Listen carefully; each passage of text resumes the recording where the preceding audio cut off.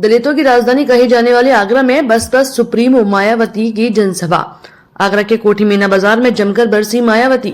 केंद्र सरकार से लेकर प्रदेश सरकार को जानकर कोसा। भाजपा और कांग्रेस की सरकारें जनता विरोधी। भाजपा सरकार में भ्रष्टाचार, बेरोजगारी और महंगाई चरम पर। 10 साल में महंगाई ने तोड़ा रिकॉर्ड। युवाओं को नहीं मिला रोजगार। दलितों के आरक्षण को भाजपा और कांग्रेस खत्म करने की कर रही कोशिश। केंद्र सरकार गुणवत्ताहीन राशन बांटकर जता रही एहसान। सरकार अपने घर से नहीं लाई पैसा, जनता के टैक्स से आए धन से बांटा जा रहा राशन। भाजपा नेता कंधे पर थैला टांगकर भाजपा नेता जनता से राशन को मोदी का बता रहे कर्ज। सपा नेता भाजपा और कांग्रेस ने प्रमोशन में दलितों के आरक्षण को नहीं होने दिया लागू। भाजपा और कांग्रेस ने सदन में प्रमोशन के आरक्षण का फाड़ दिया था बिल। जैसे बसपा सरकार ने सर्वजन हिताय सर्वजन सुखाय का दिया नारा, वही केंद्र में सरकार बनने पर होगा लागू। हमने दलितों के साथ अति पिछड़ा और सामान्य को भी बसपा से दिया टिकट। बसपा अपने दम पर लोकसभा चुनाव में जीत कर करेगी दर्ज। खाद्य सामग्री दी जा रही है तो उससे इनका स्थायी तौर पर भला होने वाला नहीं है। और आप लोगों को ये मालूम है कि जब यहाँ असेंबली का चुनाव हुआ तो असेंबली के चुनाव में भी और अब लोकसभा चुनाव में भी पूरे देश के अंदर तो जो सर्व समाज में से जो गरीब लोग हैं जिनको इन्होंने फ्री में थोड़ा राशन आदि दिया है, खाद्य सामग्री आदि दी है, तो उसके एवज में तो ये इन्होंने असेंबली के चुनाव में भी लोगों को गुमराह करने के लिए और अब लोकसभा चुनाव में भी तो बीजेपी और आरएसएस के लोग तो अपने कंधे पे थैला टांग कर तो गांव-गांव में घूम रहे हैं और क्या कह रहे हैं कि देखो श्री नरेंद्र मोदी जी ने तो आपको फ्री में राशन दिया है, तो आपके ऊपर मोदी जी का बहुत कर्ज है, तो आप कर्ज के रूप में तो आप ये जो कर्ज है तो इस चुनाव में आपको अदा करना है। वोट के रूप में बीजेपी को वोट देकर आपको ये कर्ज अपना अदा करना है।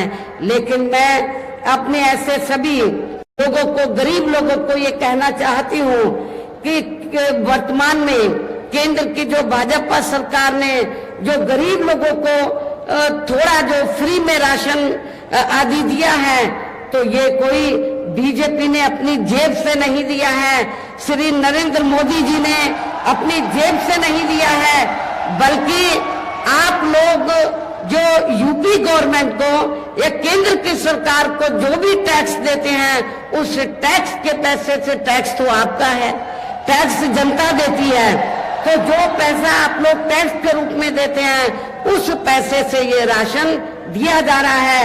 इसमें बीजेपी का कोई एहसान नहीं है और ना ही श्री नरेंद्र मोदी जी का इनका कोई एहसान नहीं है, कोई कर्ज नहीं है।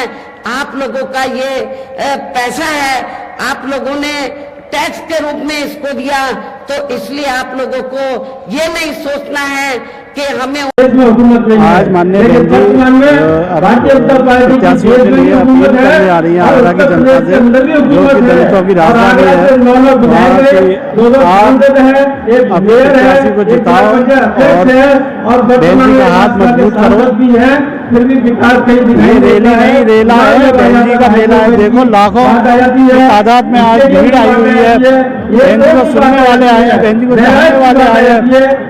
आज कोई विकास दिखाई नहीं देता है। आज बता दिया है पार्टी के लोगों कि ये होती है मोदी जी आए तो पीछे खाली रहेंगे, पैर रखने की जगह नहीं है इस मैदान में। रैली नहीं, दोबारा कहता हूँ, रैली नहीं, रेला है, बहन जी का मेला है, बहुजनों का मेला है। जनता के अंदर इतना उत्साह है कि आप पूछिए मत। देखिए आती जा रही है भीड़, लोग आते जा रहे हैं और बहन जी के मेले से जुड़ते जा रहे हैं। दोनों पार्टियां SC ST OBC के आरक्षण के खिलाफ हैं। ये दोनों पार्टियां नहीं चाहती हैं SC ST OBC के वर्गों के लोगों को आरक्षण का पूरा लाभ मिले। साथ ही केंद्र व राज्यों में भी विरोधी पार्टियों की रही सरकारों में इन सभी वर्गों को प्राइवेट सेक्टर में आरक्षण दिए जाने की व्यवस्था किए बिना ही इनकी सरकारों के ज्यादातर सरकारी कार्य अब प्राइवेट सेक्टर के जरिए ही इनके बड़े बड़े पूंजीपतियों व धन्ना सेठों आदि को ही दिए जाने के कारण अब इनको पूरे देश में आरक्षण का बहुत कम ही लाभ मिल पा रहा है। इसी प्रकार इनका अन्य और मामलों में भी शोषण व उत्पीड़न आदि होना अभी तक भी बंद नहीं हुआ है। इसके साथ साथ मुस्लिम व अन्य धार्मिक अल्पसंख्यक समाज के लोगों की भी हालत हर स्तर पर या काफी ज्यादा खराब व दयनीय ही बनी हुई है। इतना ही नहीं बल्कि पिछले कुछ वर्षों से केंद्र व अधिकांश राज्यों में भी बीजेपी व आरएसएस की सरकारों के चलते हुए अब इनका विकास व उत्थान आदि होना भी काफी हद तक बंद सा हो गया है। आए दिन इन पर खासकर आए दिन मुस्लिम व अन्य धार्मिक अल्पसंख्यक समाज के लोगों पर खासकर हिंदुत्व की आड़ में हो रही जुल्म जाति भी यहाँ काफी ज्यादा चरम सीमा पर पहुंच चुकी है। इसके साथ साथ अपर कास्ट समाज में से विशेषकर गरीब लोगों की भी हालत हमें कोई खास अच्छी नजर नहीं आती है। कहने का तात्पर्य ये है कि चाहे वीकर सेक्शन के लोग हैं या माइनॉरिटी हैं, अपर कास्ट समाज के लोग हैं, ये सभी लोग हमें काफी दुखी व परेशान नजर आते हैं। हर मामले में व हर स्तर पर हमें काफी दुखी व परेशान नजर आते हैं। इनके गलत कृषि नीतियों के कारण किसान वर्ग भी आए दिन आंदोलित ही रहता है।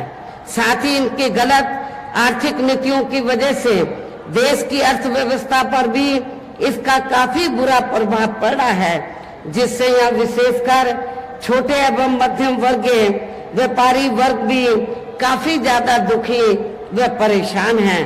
और अब केंद्र में पूर्व की रही सरकारों की तरह ही वर्तमान भाजपा सरकार में भी यहाँ पूरे देश में गरीबी, बेरोजगारी एवं महंगाई आदि भी लगातार काफी ज्यादा बढ़ रही है। देश में हर स्तर पर फैला भ्रष्टाचार भी अभी तक खत्म नहीं हुआ है। साथ ही अपने देश की सीमाएं भी अभी तक पूरे तौर से सुरक्षित नहीं है। ये भी बड़ी चिंता की बात है। ऐसे में अब आप लोगों को देश में हो रहे लोकसभा आम चुनाव में बीजेपी, आप लोगों को आम चुनाव में कांग्रेस, बीजेपी व इनके सहयोगी पार्टियों को भी केंद्र की सत्ता में आने से जरूर रोकना है, जिनकी गलत नीतियों व गलत कार्य प्रणाली आदि को आप लोग काफी हद तक आजमा भी चुके हैं। ऐसी स्थिति में अब ये विरोधी पार्टियां इस चुनाव में भी किस्म किस्म के साम, दाम, दंड भेद आदि अनेकों हथकंडे इस्तेमाल करके केंद्र की सत्ता में आने की भी पूरी कोशिश में लगे हैं, जिनसे अपनी पार्टी के लोगों को हर स्तर पर काफी ज्यादा सावधान रहना है। और इस मामले में विरोधी पार्टियां अपने अपने पक्ष में हवा बनाने के लिए खासकर मीडिया, ओपिनियन पोल व सर्वे आदि का जो बड़े पैमाने पर इस्तेमाल कर रही हैं, तो उससे भी अपनी पार्टी के लोगों को बिल्कुल भी गुमराह नहीं होना है। इसके साथ ही विरोधी पार्टियों के विभिन्न रूपों में जारी किए गए इनके हवाई व प्रलोभन भरे चुनावी घोषणा पत्रों एवं वायदों आदि के बहकावे में भी अपने